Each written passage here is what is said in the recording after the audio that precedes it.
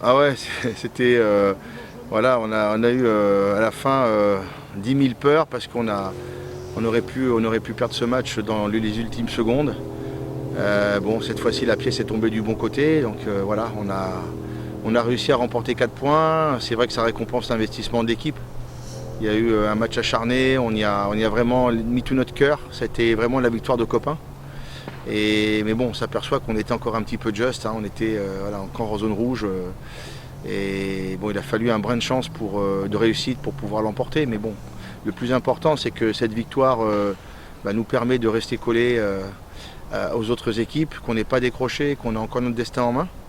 Et puis que l'équipe, voilà, elle grandit, elle apprend, elle est dans le dur tous les week-ends, c'est compliqué, c'est difficile, mais elle est en train d'emmagasiner beaucoup d'expérience et elle s'aguerrit.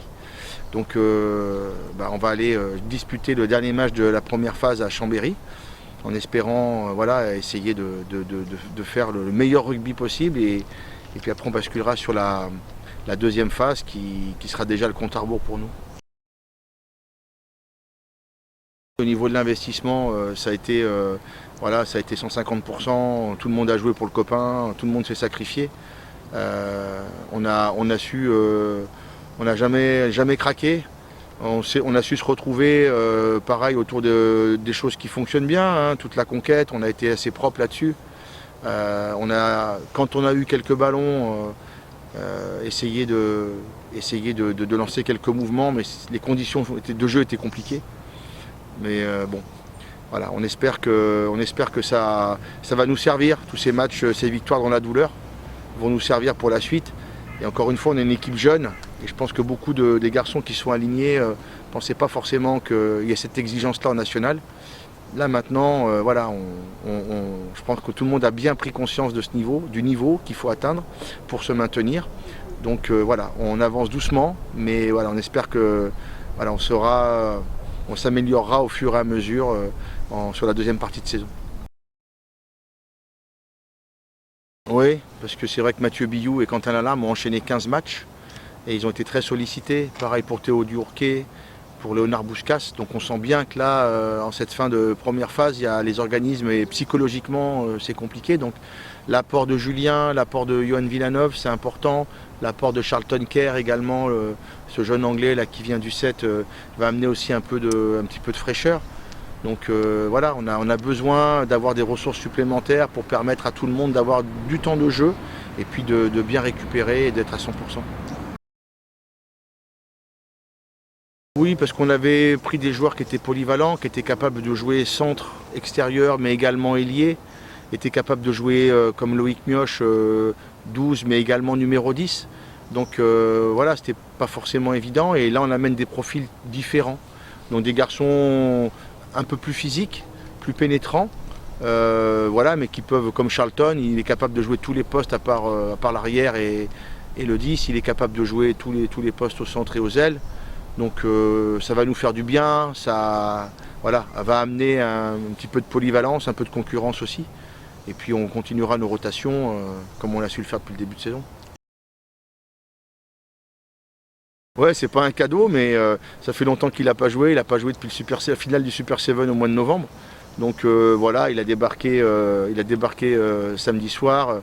Donc le plus beau baptême, c'était de lui faire jouer son premier match à Chambéry à moins 3 degrés avec de la neige. Donc voilà, il va être bien welcome to France.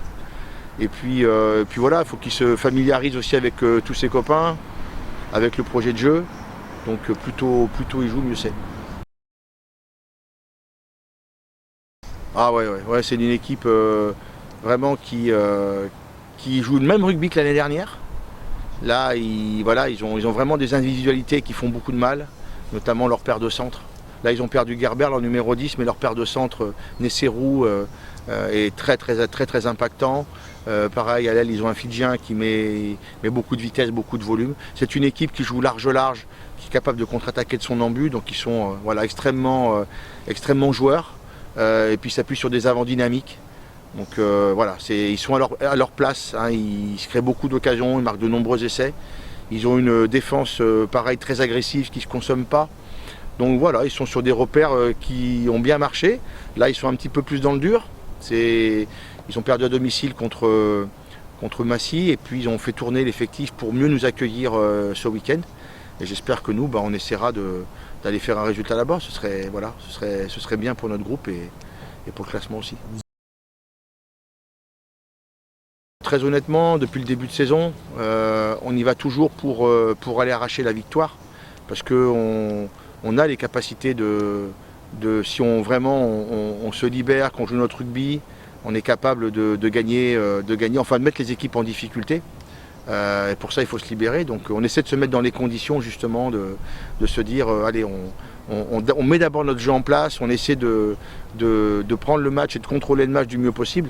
Et on y va pour chercher la victoire à chaque fois. Parfois ça marche, parfois on reste dans le vestiaire. On a du mal à sortir, donc on est bien déçu après. Mais notre objectif, en tout cas, c'est pas de se dire si on ramène un bonus défensif, c'est bien, ou un match nul, non. On y va, c'est pour essayer de remporter la rencontre.